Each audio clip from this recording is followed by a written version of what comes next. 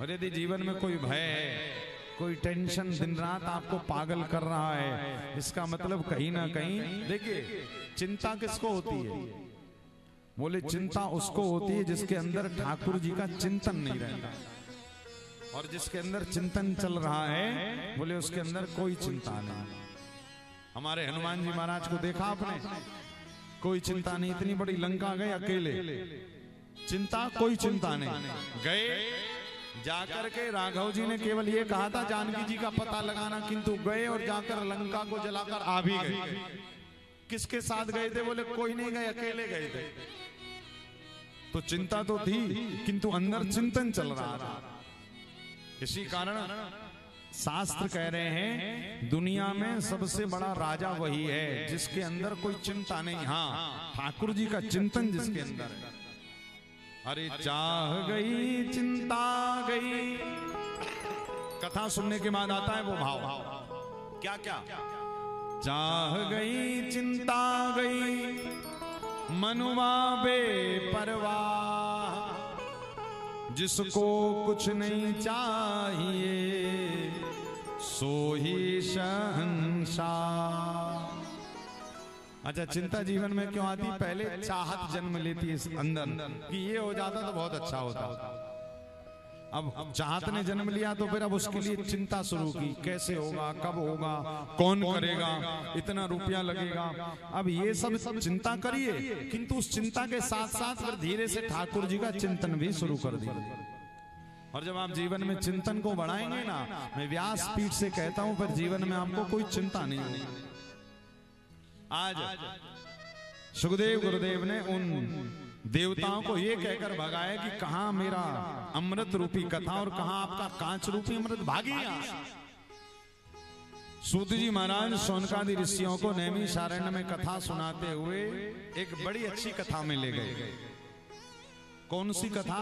बोले इस कथा को सुनने के बाद, देखिए कली काल में व्यक्ति के अंदर वैराग्य आ जाए ये बहुत बड़ी बात नहीं आता है।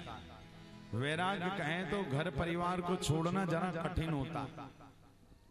तो इसी कारण ये जो 3 घंटे कथा सुनने आते हो ना, यही सबसे बड़ा वैराग्य है।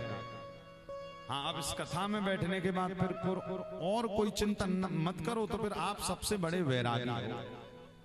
एक कथा श्रीमद् भागवत में प्रकट होती है कि एक बार श्री नारद जी महाराज, नारद जी एक बार अपने ब्रह्मलोक से बैठे बैठे इस पृथ्वी का दर्शन कर रहे थे।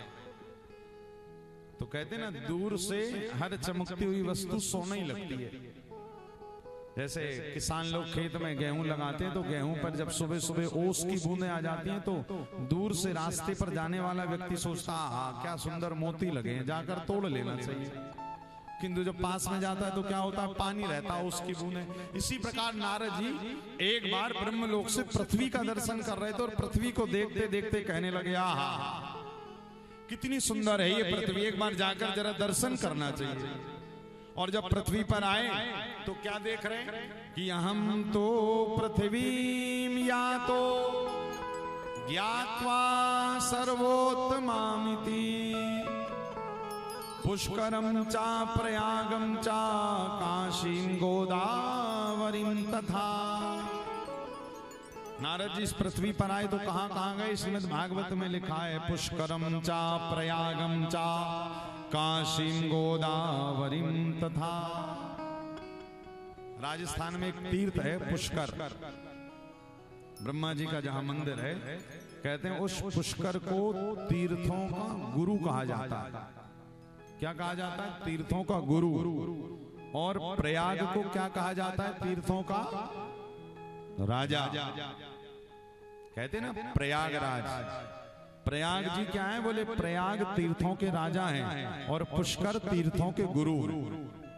तो यहां पर लिखा है कि नारद जी कहां कहां गए कि पुष्करम चा प्रयागम चा काशीं गोदावरीं तथा। अब नारद जी जहां जहां जाते सब जगह उनको अशांति मिलती है। नारद जी विचार करते हैं, बताओ दूर से तो बड़ा चमक रही थी पृथ्वी, जब पास आया तो सब कुछ गड़बड़ चल रहा है। और तो और एक दृश्य और देखा। क्या देखा कि मंदा सुमंद मतयो मंद भाग्यायाप द्रुता पाखंड नरिता संतो विरक्ता सपरिग्रहा तरुणी प्रभुता गेहे श्याल को बुद्धिदायका कन्या विक्रयणो लोभा दंपत्ति नाम च कलकनम। नारद जी तीर्थों का दर्शन करने गए तो तीर्थों में क्या देख रहे हैं, सुनिएगा ध्यान से। नारद जी हाथ में वीणा बजाते हुए चल रहे थे। श्रीमन नारायण नारायण नारायण। जब आगे बढ़े तो आगे बढ़ते हुए नारद जी ने एक बहुत बड़ा आश्रम देखा और वैसे वैसे 10-12 आश्रम देखे। तो नारद जी ने कहा भैया ये आश्रम किसके? तो किसी ने कह दिया त्यागी जी महाराज के। नारद जी ने कहा वाह, नाम है त्यागी जी महाराज और आश्रम है 10, फिर काहे कि त्यागी जी। और आगे बढ़े और आगे बढ़े तो एक घर से खूब जोर जोर से आवाजें आ रही, चिल्लाने की, लड़ाई झगड़े की। नारद जी ने फिर कहा ये किसका घर है? तो एक ने कह दिया मौनी बाबा। बोले अरे राम राम राम, बताओ नाम है मौनी बाबा और सबसे ज्यादा आवाज भी इनके घर से आ रही। नारद जी ने कहा यहाँ तो सब उल्टा पुल्टा चल रहा है। और आगे बढ़े तो 12-14 बच्चे खेल रहे थे। नारद जी ने कहा ये बच्चे किसके खेल रहे हैं? तो धीरे से एक व्यक्ति ने कह दिया ब्रह्मचारी जी के। तब तो नारद जी का माथा ही घूम गया कि हैं ब्रह्मचारी जी और बच्चे हैं 14। तब नारद जी ने कहा आप कहां जाया जाए? तो किसी ने कह दिया एक काम करिए नारद जी, आप जाकर किसी गृहस्थी के घर का दर्शन करिए। अब गृहस्थियों के घर की तो कहानी आपको पता ही है क्या होता है। बोले कोई कोई दिन तो बड़ा बढ़िया रहता और महाराज किसी किसी दिन यदि कुछ गड़बड़ हो जाए फिर तो सुबह से ही घर की जो माताएं हैं वो जगदम्बा बन जाती है एकदम, हाथ में खड्ग त्रिशूल चक्र लेकर। और बोले फिर महिषासुर समझती अपने घर वालों को।